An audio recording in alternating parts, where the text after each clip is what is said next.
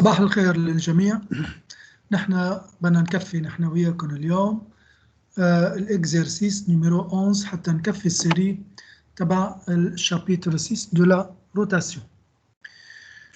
Un disque numéro 11 اللي هو un disque de diamètre 20 cm et de masse m est égal à 2 kg tourne à la vitesse de rotation de 200 rpm يعني rotation par minute. فإذا عندنا هيدي ما هي إلا فيتيس دو روتاسيون.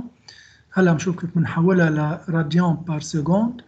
ان سيلندر كرو، شايفينه هيدا السيلندر الفوقاني، ان سيلندر كرو، انتبهوا لكلمة كرو، دو diamètre 20 cm et de masse de 1 kg tombe verticalement sur le disque et finit par avoir la même vitesse de rotation pour le disque, que le disque. Trouver la vitesse angulaire du système. فإذا كان عندي هيدا الديسك الأساسي de diamètre 20 cm وعنده ماس 2 كيلوغرام وكان عنده فيتاس دو روتاسيون كونستانت. يعني من جديد انتبهوا للي بدي اقوله. إذا الفيتاس دو روتاسيون كونستانت يعني معناتها son accélération angulaire est égale à 0. يعني السوم دي مومون اللي هو اي تيتا سكوند est égal à 0. يعني السيستم est isolé en rotation. دغري راح بالنا لوين؟ لعند الكونسيرفاسيون du moment cinétique. Nous avons considéré un cylindre creux كمان de même diamètre et de masse de 1 kg qui tombe verticalement. طبعا الفيتاس initiale du cylindre creux est nulle et finit par avoir la même vitesse de rotation finale. إذا بدكم هون زيدوا كلمة finale هون. بعدين trouver cette vitesse angulaire finale du système. Trouvons cette vitesse angulaire finale du système. إذا نحن عنا هيدي السيري اللي قلنا عنها هيدي بالنيميرو 11 بدنا نكون وصلنا تقريبا نحن لهون. هذا السيلندر اللي شايفينه اللي هي البارتي اشوري ديسك بلان ونزلنا السيلندر كرو. طيب فإذا مثل ما شايفين إنه la somme des moments de toutes les forces appliquées sur le système est égale à 0 ainsi que la somme des forces extérieures appliquées est égale à 0 et par suite le système sera isolé en rotation. Isolé en rotation. معناتها إذا السيستم كله اللي هو سيلندر بلس ديسك هو isolé معناتها il y aura eu une conservation de son énergie de son moment cinétique. يعني السيجما إنيسيال هو السيجما للي عم بيتحركوا. طبعا للي عم بيتحركوا مين اللي عم بيتحرك؟ يعني السيجما إنيسيال للديسك، يعني إي للديسك ضرب تيتا بريم بس شو إنيسيال. معنى كل شيء هلا بنحط كل شيء بقيمته. طبعا السيجما إنيسيال للسيلندر هي عم تكون إتيجال à 0 بينما السيجما فينال صاروا سيستم واحد ديسك بلس سيلندر. لكن شو عم بعمل هون؟ صار عم بجيب انه اي للديسك بلس اي للسيلندر جو في لا سوم لانه صاروا سيستم واحد وعندهم نفس الفيتاس انجولير تيتا بريم فينال. او اذا واحد بده يقول والله اي دي فوا تيتا بريم فينال بلس اي سي فوا تيتا بريم فينال، يعني انتم عم تجيبوا المومون سينيتيك لكل واحد منهم وبعدين عم تجمعهم. امتى انا جمعتهم مباشره وحطيتهم اون فاكتور. Donc, sigma initial est égal à sigma final et par suite, voilà la forme finale de cette équation telle que je tire à partir de cela la vitesse angulaire finale, اللي هي ID sur ID plus IC multiplié par θ prime initial. هلا هذا اللي بدنا ننتبه له هون انه الإي للديسك هي 1/2 MR2 وكمان الإي للديسك تحت هي 1/2 MR2. نجي للسيلندر. السيلندر اللي عندي اياه هون نحن قلنا بالعاده شو نعمل بالسيلندر 1/2 MR2 بس هون رح اضطر اخذ MR2. ليش؟ لانه حطوا لي حدها هيدي car le cylindre est creux et sa masse est uniformément répartie sur la circonférence ou sur la périphérie. يعني صار شكله مثل شكل الأنو إذا بدكم. فإذا بعمل الكالكول هون، بحط كل شيء بقيمته كمان هون، بيطلع عندي جو سامبليفي لي ريون دو بار اي دوتر، بيطلع عندي تيتا بريم فينال ايجال 10.47 نيوتن. هلا في شغله كان لازم انا اقول لكم عنها، ما بعرف اذا بعدها موجوده او رح اعطيكم اياها بالريمارك. بلا هي ذاتها التيتا بريم انيسيال شو هي؟ هي قايل لنا والله انه هيدي 200 ار بي ام تبعنا كيف؟ راوند بير مينوت او بسموها هيدي بالانجليزي او روتاسيون بار مينوت، اللي هن 200 روتاسيون بكل دقيقه. بدي اضرب ال 200 بشو؟ بدو بي حتى يصيروا كومبيان دو راديان او دي كومبيان دو راديان، بس موجودين بالمينوت.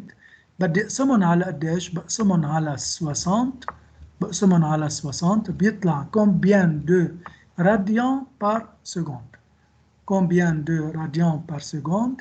فاذا من هلا ورايح هيدي طريقتنا. اذا اعطونا الفيتاس انجولار بالار بي ام، صار علينا انه نضربها بدو بي ونقسمها على 60.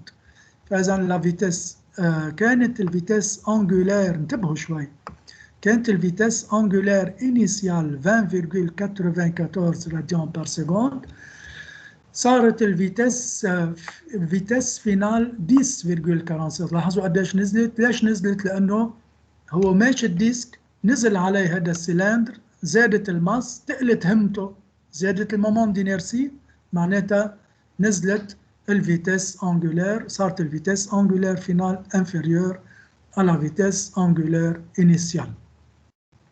طبعا هون الإيلة السيلندر اللي بتعرفوه مثل ما قلت لكم هالمرة، puisque c'est un cylindre creux، فإذا la masse est uniformément répartie sur la circonférence.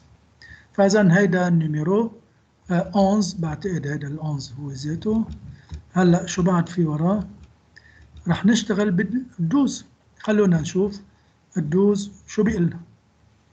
الدوز كمان هودي هالبروبلمات صاروا خفاف شوي. وفي روج، وقفت السيارة على الفي روج، انتبهنا هيدا بلبنان مش معودين عليها نحن. Le tachymètre d'une voiture indique que le moteur tourne à la fréquence angulaire de rotation F1 اللي هي 500 RPM، أي فيتاس أنجولار بالنهاية، سموها F1 أو غير ال F1. وفي فير لما صارت الفي فير يعني ضوت خضراء، معناتها لا فواتور ديمار يونيفورميمون، شايفين لها الكلمة هون ها، uniformément, et la vitesse de rotation du moteur atteint la fréquence 2500 RPM. هلا مثل ما قلت لكم هاي الار بي ام اعتبروا لي اياها فيتاس انجولار، بس بالشرط اللي قلت لكم عنه، تضربوا لي اياها ب 60، بتضربوا لي اياها ب 2 بي بتقسموها على 60.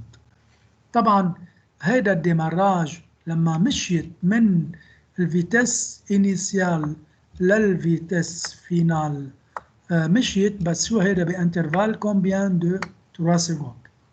فهذا بروبلème صار كلاسيك. Trouver l'accélération angulaire de l'axe du moteur. طبعا السيارة هي واقفة على الفروج، بتكون دايرة السيارة، بيكون عندها روتاسيون، عم بيبرم الموتور، عم بيبرم لاحظوا 500، بس الديماراج صار تقريبا 5 fois plus 2500 RPM. فإذا à partir de cela, trouvons la vitesse angulaire de l'axe du moteur, l'accélération angulaire. بالنسبة لنا بما انه هيدي الكلمة اللي هي شو uniformément، صار فيه يقول انه تيتا سيكوند est une constante. Θ seconde est une constante. Bien sûr, puisque la vitesse de rotation augmente progressivement, donc je peux dire que le mouvement de rotation est uniformément accéléré. Uniformément accéléré. خليني اكتب الايكواسيون. طلعوا هون التيتا بريم اللي هي 2 بي ان، مثل ما قلت لكم ضربت 500 ب 2 بي سور 60 طلعت هالقد، والتيتا بريم فينال كمان ضربتها طلعت 261.8 radians. بس طبعا هذا الديماراج a été fait en 3 secondes. بما انه la voiture démarre uniformément مثل ما قلت لكم تيتا سكوند، j'écris les équations du mouvement.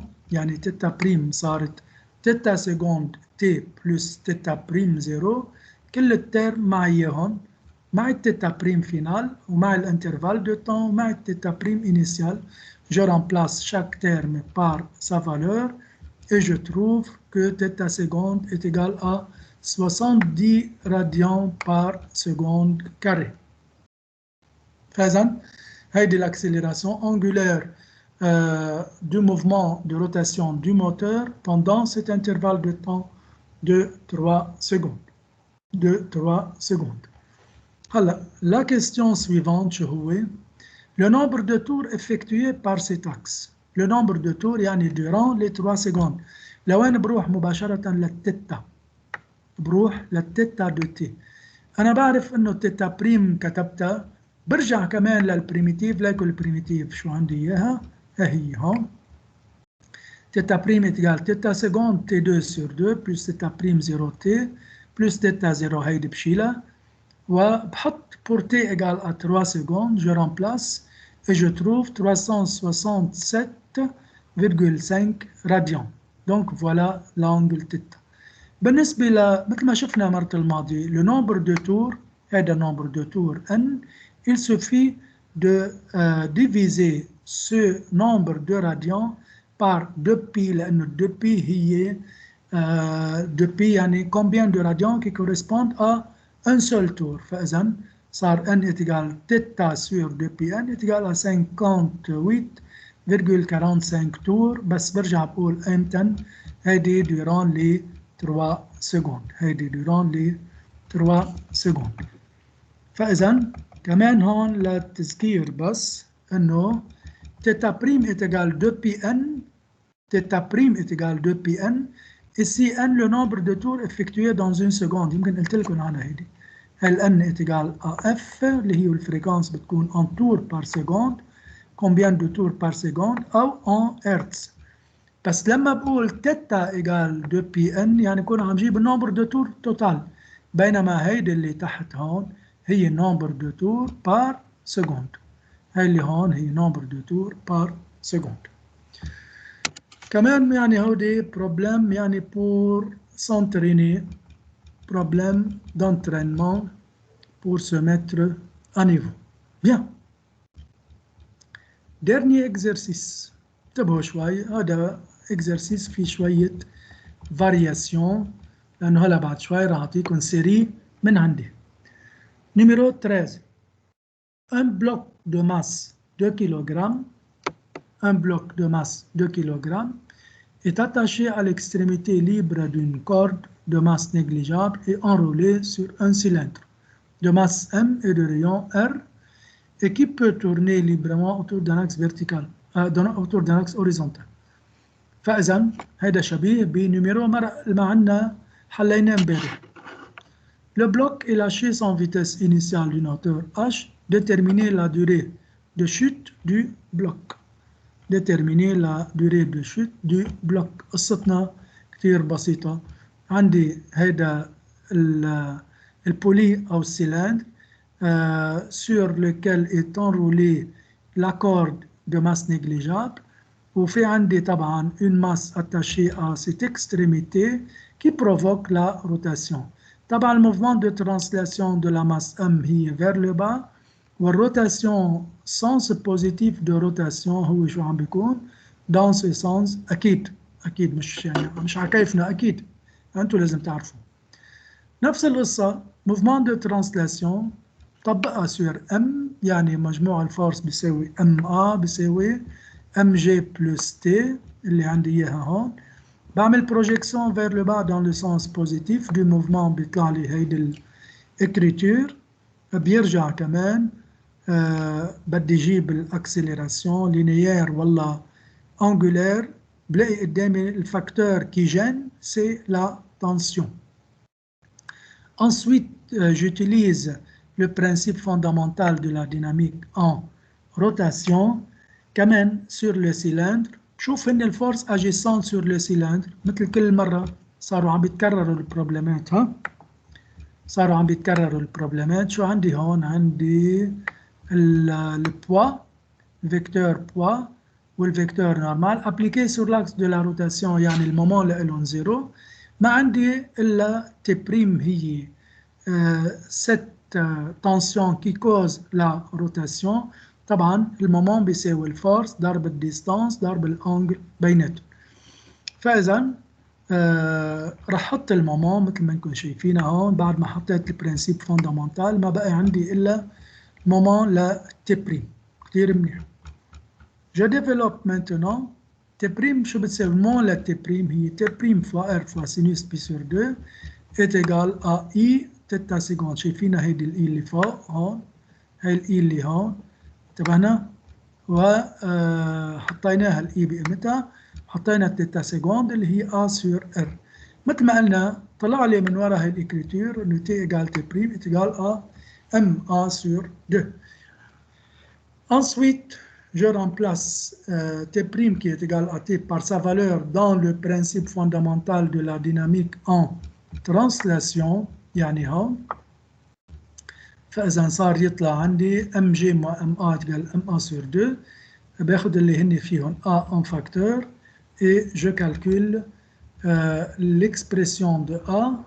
Ensuite, je tire l'expression de a, ensuite je la calcule et je trouve que a est égal à 8 mètres par seconde carré, c'est-à-dire que le mouvement est uniformément accéléré de translation pour la masse m. pour la masse m. كتير منيح. بينما طبعا فيكم تجيبوا الاكسلراسيون انجولير لمين؟ للبولي، بتقولوا a égale r θ seconde. a égale r θ seconde. bien. هون عندي بهيدا الاتجاه بيقلنا جيبوا لي الفيتاس انجولير، والله نسيت شو بدنا نحن. جبنا لا دوري دو شوت. لا دوري دو شوت قصتنا سهله صارت، لانه صار بروبليم مثل يعني الديناميك دو بوين ماتيريال. طبعا الماس او كور دو موفمون مثل ما قلت لكم ام جي بلس تي ات ايجال ام ا. هون شو عملنا؟ اخذنا السنس بوزيتيف، هيدي الاوريجين دو بوتنسيال، والسنس بوزيتيف شايفينه هون لفوق. طبعا الا مثل ما شايفين الا نزول والسنس بوزيتيف لفوق، معناتها A égale à moins 8 mètres par seconde carré. الآ اللي هي 8 en module فوق، شو صارت عندنا هون؟ صارت عندنا إيجال à moins 8 لأنه شايفين الفيكتور A كيف نازل نزول، وعندنا سنس بوزيتيف لفوق. فإذا V égale AT والY égale AT2 sur 2 plus Y0. هون بدنا ننتبه لأنه AT égale à 0. ليك وين كانت الماس؟ كانت على هوتور قديش؟ Y0. كانت على هوتور Y0. فإذا رح أحط كل شيء بقيمته. اور AT égale à 0 Y égale Y0 est égal à H. فإذا ليكوا شو صارت الإكواسيون اللي قدامي تبعت ال Y اللي هي 1 demi AT2 بلس H، يعني moins 8T2 sur 2 بلس H. لما بنوصل للسول معناتها شو صارت ال Y؟ au sol Y est égal à 0 et par suite je fais le calcul, يعني H est égal à 4T2 est égal à 0,5 secondes. C'est la durée de chute de 1 mètre. C'est la durée de chute du bloc de masse petit m sur la verticale pour un parcours correspondant à une hauteur est égale à 1 mètre. نحن بهيدا الاكزرسيس عمليا بنكون خلصنا الاكزرسيس اوفيسيال لهيدي للشابيتر اللي عطيتكم اياه. لكن انا شو عملت؟ في عندي سيري ديكزرسيس كنت اعطيها بالماضي، وهلا ما في الا ما اعطيكم اياها، ولكن راح يكون لكل بروبلم الانونسي موجوده والسوليسيون. طيب فاذا نحن خلصنا هيدي السيري ورح ننطلق لشغله جديده اللي هي exercice supplémentaire pour la rotation. أول شيء عندي exercice numéro 1. exercice numéro 1. une tige OA. لك وين هيدي الأو وهيدي الآ طايرة لما عملنا فوتو كوبي لهيدا طارت التيج OA de masse M égale 1 kg et de longueur est égale à 0,6 mètres. Et de moment d'inertie est égal à 0,12 kg par mètre carré. Tourne autour de l'axe horizontal passant par delta شايفينها هاي الدلتا هون وهذا الاكس بيمرق بهالبوان هيدي بس c'est un axe horizontal كتير منيح. Une boule de masse 5 ou 0,5 kg se déplace sur la trajectoire curviligne BC. لك وين من هيدا التراجكتوار كيرفيلينيا بي سي مشيت هيك ووصلت لهون. نشوف شو صار. entre en collision يعني هيدي البول entre en collision avec la tige à la position verticale OC. إذا شو صاير هون بهيدي الرسمة؟ ليكو شو صار؟ إنه نزلت هيدي من البوزيشن بهالاتجاه هون من البوزيشن هوريزونتال ونزلت على الفيرتيكال وهيدي كمان الماس نزلت من البوزيشن بي لوصلت لهون وصار في كوليزيون بيناتهم هون. صار في كوليزيون بيناتهم هون وقايل لنا انه ابري لا كوليزيون لا بول ساتاش على تيج. فاذا بعد الكوليزيون اثنيناتهم عملوا لي سيستم واحد. اثنيناتهم عملوا لي سيستم واحد. فاذا عمليا التيج نزل من فوق وصل للفيرتيكال. على وصلته على الفيرتيكال كانت واصله البول اللي نزلت من البوان بي وصار في كوليزيون بين الماس بين البول والتيج وبعني بقول الكوليزيون a été faite juste à la position verticale. juste à la position verticale. bien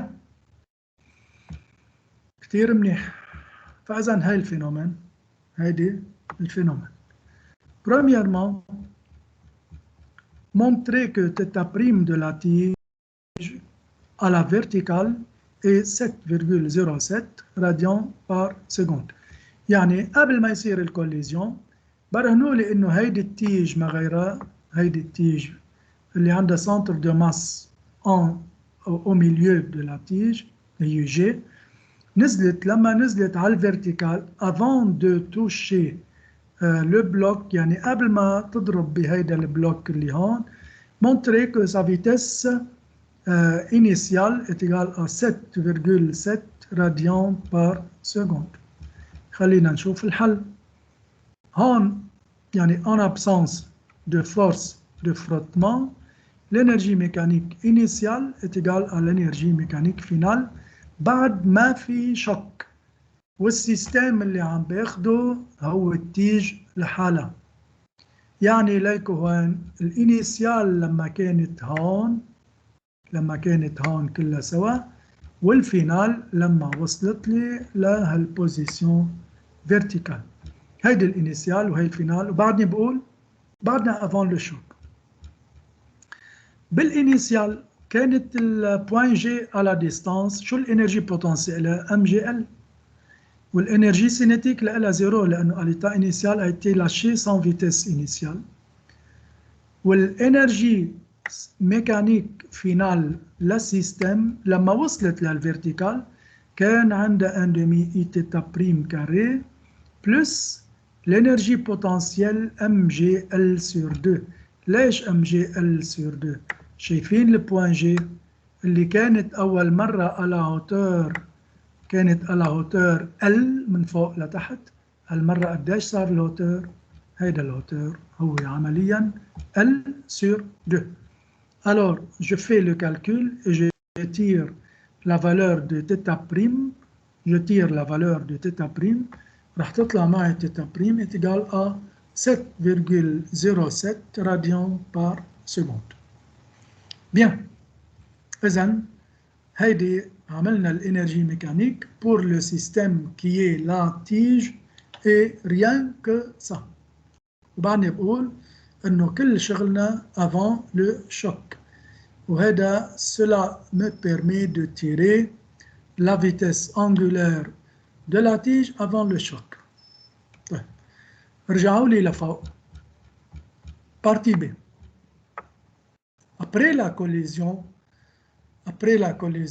la vitesse de la boule est de 3 mètres par seconde. Yani juste après la collision, la vitesse de la boule était de 3 mètres par seconde.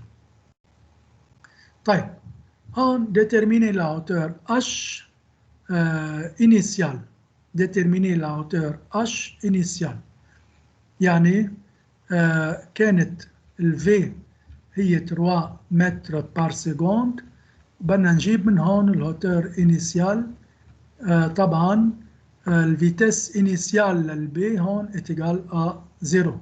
الفيتس انيسيال اتيجال ا 0. هون في غلطة صغيرة. حطوا لي هون يا شباب هون افون. بعدنا افون لو شوك. هيدي افون. هيدي طلع في غلط هون. فإذا avant la collision la vitesse de la boule est de 3 mètres par seconde. كمان هيدي بسيطة قصتنا. إنه وصلت لهون avant le choc. البول وصلت للبوان C. كان عندها vitesse linéaire sur la tangente est égale à 3 mètres par seconde. Déterminer la hauteur initiale. يعني من أي هوتور كانت جاية. شو بعمل أنا؟ باخد البوزيسيون انيسيال هون والبوزيسيون فينال هون بكل بساطة، وبطبق الانرجي ميكانيك. بعدني عم بقول هون ما في عندي شو أي شيء من الكوليزيون. بعد ما صار الكوليزيون وصلت التيج، عرفنا بأي فيتس، وعرفنا الفيتس وعرفنا البول بأي فيتس، ولكن عم بيقول لي قديش كان الهوتور اش. لكن هون شو قصتنا بالبارتي بي. هون بالبارتي بي عندي الانرجي ميكانيك انيسيال يعني او بوان بي، صارت الانرجي ميكانيك فينال او بوان سي. بالبوان بي كان عندي ام جي اش انرجي بوتنسيال لانه با دانرجي سينيتيك لنا، بينما بالبوان سي كان عندي فيتس لإلها وما بطل عندي انرجي بوتنسيال لانه ام جي اش والاش اتيجال ا 0. À partir de cette égalité, je peux déduire la valeur de H اللي هي 0.45 متر. هون يا شباب يا ناس يا عالم، هيدي اللي عم بقلكن عنها، هيدي الإكواسيون مش تقعدوا تتفرجوا لي عليها إذا بتريدوا. هي بعد ما تفهم البروبلم تاخدوا لي هالإكواسيون هيدي وأنتوا بتطلعوا لي الفيتس angulaire initiale de la tige. ونفس الشيء هون انتم بتطلعوا لي الفالور دو لاتور اللي هي 0.45 متر. هيدي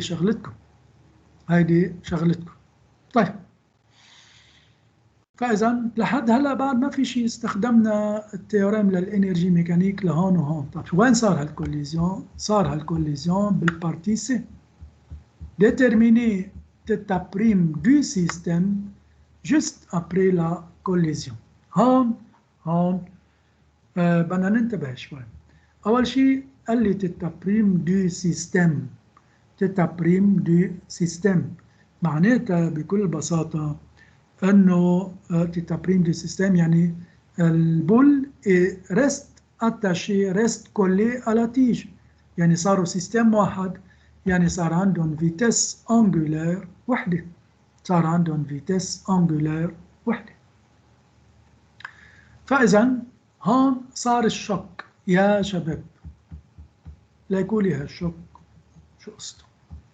هون الشوك صار سير لا فيرتيكال. هون سير لا فيرتيكال هون صار الشوك، يعني جست افون جست ابري صار في عندي هون.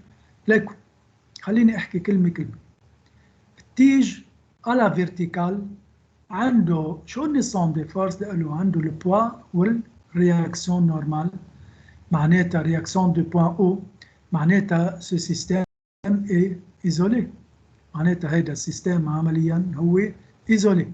طيب مجموع الفورس اتجال ا 0 وطبعا مجموع المومون اتجال A0. كمان نفس القصة، البول وصلت لهون لما ضربت بالأرض معناتها son poids est équilibré par la réaction.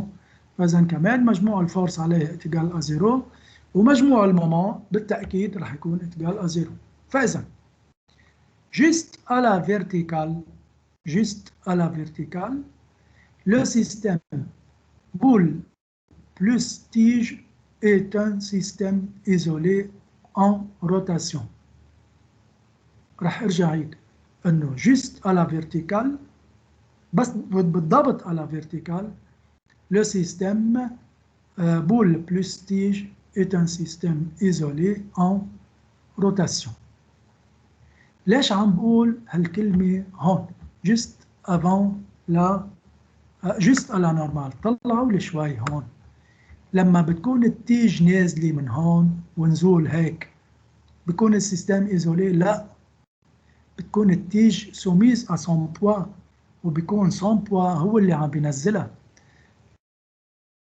فإذا التيج هي ونازلة من الأوريزونتال نازلة هون، معناتها ما في عندي شيء من السيستم ايزولي.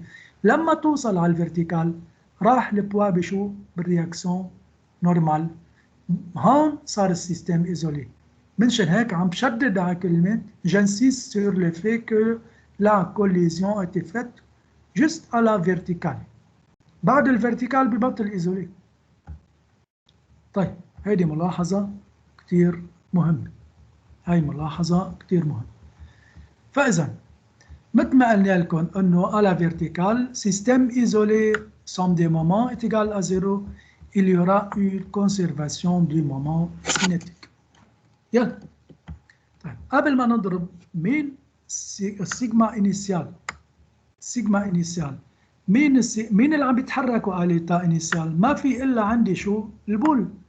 والبول عندها مثل ما قلت لكم ام في ار، والار اتجال ا ال، لانه وين البول؟ البول على طرف التيج دو لونغور ال وبعيد على الاكس دي روتاسيون ال، فاذا عندها ام في ال. كثير منيح. هيدي للبول. طيب مين في غيرها كمان عم بيتحرك؟ كمان عم بيتحرك شو هو؟ عم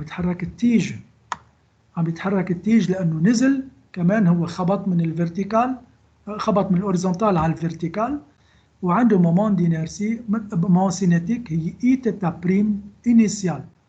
اي عطينا اياها 0.12 بار هيبوثيز، والتيتا بريم انيسيال اون لا ديجا كالكولي.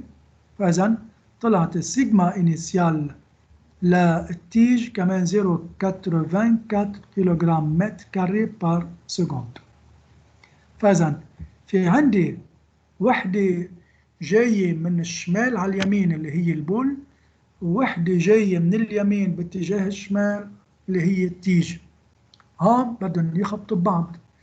طيب السؤال، السيستم بس يعلقوا ببعضهم، مين بدهم يطلعوا باي اتجاه؟ ادروات واغوش؟ بدهم يطلعوا باتجاه اللي عنده مومون سينيتيك لو بلو جران. انا شو بعمل ساعتها؟ بجيب المومون سينيتيك انيسيال تبعت البول، وجبت المومون سينيتيك انيسيال تبعت التيج، لقيت تبع البول اكبر، معناتها السيستم شفتوا كيف يروحوا باتجاه يرجعوا التيج لورا،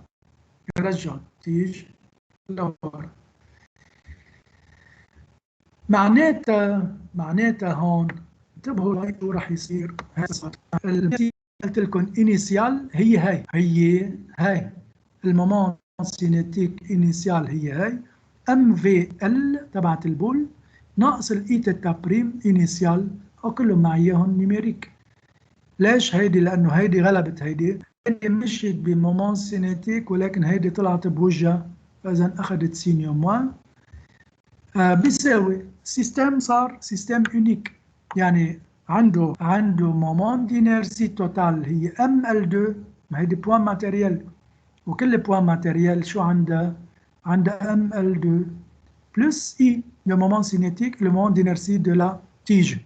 فإذا بجمع المومون d'inertie للكل إي للسيستم ضرب تيتا بريم فينال. من وراء هاي الكتابة صار عندي أنا كالكول لا تيتا بريم فينال. Je calcule θ prime finale et je mets chaque terme par sa valeur comme vous voyez. بيطلع السيستم بيتحرك، شايفين كيف رجع طلع بهالاتجاه هون. بيطلع السيستم عنده θ بريم فينال اتجاه على 0.2.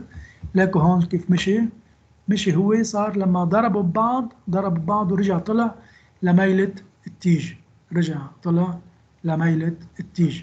فإذا هذا اللي بيصير عنا بموضوع le vitesse angulaire du système après la collision. فإذا هذا اللي بيصير عندي بهذا الموضوع. هذا بروبلم دسم شوي، ولكن يعني نحن صرنا يعني بالماكسيموم تبع الاكزرسيسات للروتاسيون. هلا مثل ما ملاحظين بهذا البروبلم في عنا يعني مثل يعني بريباراتيف. هني أول شيء جيبوا لي الفيتاس أنجولار دو لا تيج، يرجعوا جيبوا لي الفيتاس أنجولار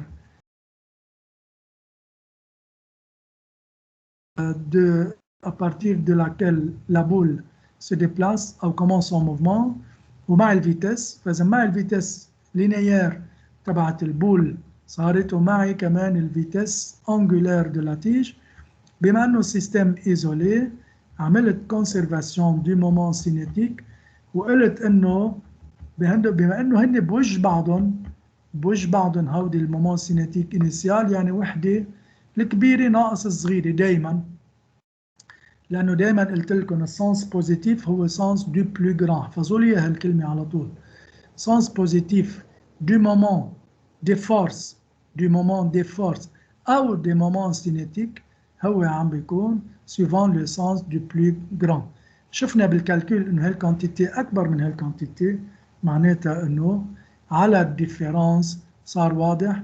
نرجع بناخذ بانه هي مومون سينيتيك انيسيال بعملها ايجاليتي مع الفينال، وبطلع الفيتاس انجولار دو سيستم كله سوا. فاذا هذا فيما يتعلق بالاكزرسيس supplémentaire numéro 1. Exercice supplémentaire numéro 1. طيب بالهيدا الاكزرسيس supplémentaire numéro 2 اللي راح اعمله انا ما راح تقل عليكم اليوم لانه منا اونلاين نحن. فحلينا 3 أعمال هودي من بقية الشابيتر، وحلينا بروبلم مهم من هودي اللي عم بقلكن عنهم. فإذا وبقي عندي هيدا البروبلم، طبعا في غيره بس هيدا البروبلم كمان بروبلم شوي بده شغل، وهيدا هو ذاته البولي ا دو جورج، بس رح نحله باثنين أكسي، يعني اللينيير والروتاسيون مع بهي طريقة، وطريقة الانرجي ميكانيك كونسيرفي كمان هيدي طريقة تانية. منشان هيك مرة الجاية وهذا فيكم ليه على فكرة، هذا فيكم ليه انتو مرة الجاية فينا نحن نبلش من الاكزرسيس هيدا النيميرو 2 بالسوبليمونتير، ونرجع في عندي بعد شي 4-5 اكزرسيسات، وساعتها بنبلش نحن بشابيتر جديد اللي هو بده يكون غير الميكانيك هالمرة. مثل ما قلت لكم هالمرة ما تقلنا عليكم، لأنه يعني بدنا نحاول نشتغل نحن وياكم بهدوء نظرا للضغط اللي انتم عم تعاني منه، ولكن المطلوب منكم يعني تمشوا بالفيتس لينيير وانجولار اللي انا ماشي فيها، لا نوصل لمرحله انه نعمل تغطيه شامله للبروجرام. من هلا لوقتها بتمنى لكم انا اوقات سعيده والى اللقاء.